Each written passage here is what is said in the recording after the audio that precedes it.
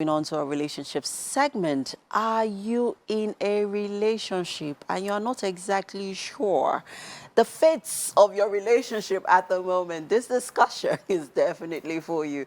We have with us Seun Olabode. She's an author, founder, and lead counselor of the Relationship and Marriage Academy, a platform that offers pragmatic approaches to help individuals and couples heal, thrive, and forge lasting marriages. And this morning, she'll be discussing and breaking down the factors that determine the faith of any relationship. Good morning. Good morning. How are you doing today? I'm doing cool, thank you. Great, let's get right into it. We've already sort of laid the foundation for this discussion even before now. But let's get right into it. What are the factors that determine the fate of any relationship? Okay, thank you. Before I jump into that, I would want to make it clear that only two fates can befall any relationship. It's either the relationship brings happiness, fulfillment, and pleasure, or the relationship brings pain and regrets. And the factors that can determine the fate of any relationship is how you manage, number one, the upbringing and growth environment differentials. Number two, how you manage your significant emotional differences. And number three, how you manage religious differences. Wow, that's a lot of things that you have brought to the fore. Now let's take it one at a time. So first you talked about upbringing and background differentials, right? Explain that to us. So not two people are exactly the same. No two families are exactly the same. One man's food happens to be another man's poison in certain instances. Yeah. And when you don't get to understand where this person is coming from, because where your growth environment and your upbringing largely influences your social behavior, your attitude to life, your customs, and the things you expect. So if you don't get to know this and understand yourself and find a common point, you are likely going to clash. For instance, somebody might be coming from a background where their idea of vacation is going to the Bahamas, going to Dubai, and the other person is coming from a background where the idea of vacation is going to the village for Christmas, drinking palm wine. So by the time those people come together, and there hasn't been mutual understanding and agreement based on their economical ability and capabilities. One will be expecting that by Christmas or by the holidays, I should be going to the Bahamas, and the other person is thinking we are going to the village. You know, it's interesting that you would bring that up because, okay, talking about upbringing and backgrounds, at what point, or growth rather, at what point should this conversation be had? I'm talking in the relationship now. Is it before the relationship, while the relationship is still ongoing, or the aftermath of the relationship where, you're making plans towards marriage or, lifelong, commitment plans? At what point should these conversations be had?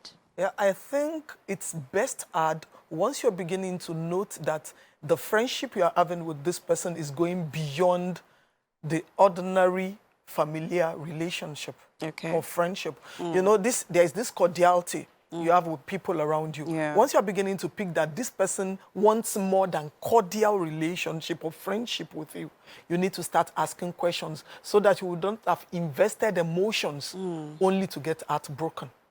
Now let's talk about the second factor that you mentioned. So the second factor I mentioned is the significant emotional experience.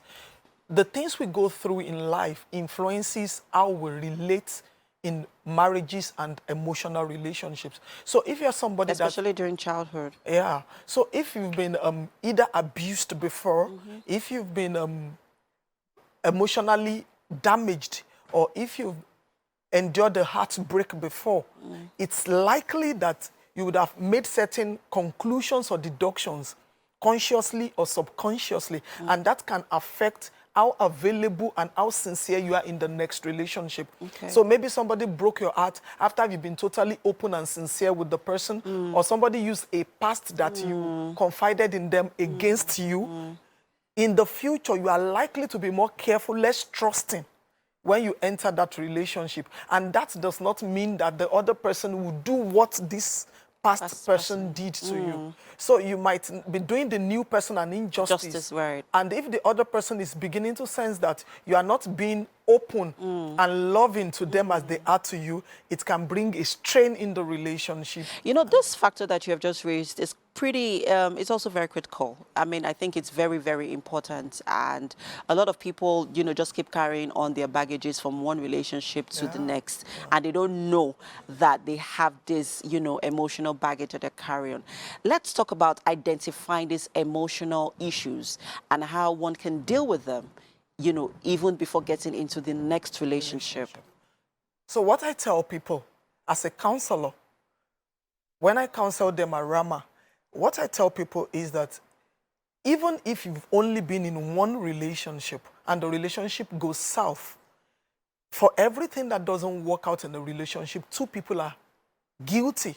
It's only that the percentage of error might vary. Somebody might be 90% wrong, the other person might be 10% wrong. So the only way to improve is to critically analyze what went wrong, detach yourself, detach emotions from it. What went wrong? What role did I play in this going? In fact, the role might be as simple as you picking the wrong person. This person did the whole thing wrong, but why did you say yes to that wrong person, or why did you propose to that wrong person? That means there's something you don't know about picking the right person. Yeah, that might but then be you're talking about critical thinking here, and that's a skill that a lot of people do not have. That is the importance of having counselors. That is the importance of going for relationship schooling or education before you go into it. It's amazing that people spend 4 years, 5 years, 6 years, as the case may be, in getting certificates that will use to work. Work that you can change from a point in time to another point in time when you are not satisfied. And they do not invest in the knowledge of life relationship, emotional relationship, marriages that would influence who you are and how you are able to produce and be effective in other things. Because it's very important. It's very important. Quickly, we have to wrap this up. Let's talk about the third factor. So the third factor is religion and religious differences. And when I'm talking about that, I'm not talking about people practicing different religions or different faith. I'm even talking about people that practices the same or claim to practice the same faith, but believe in different doctrines. They have different ideologies.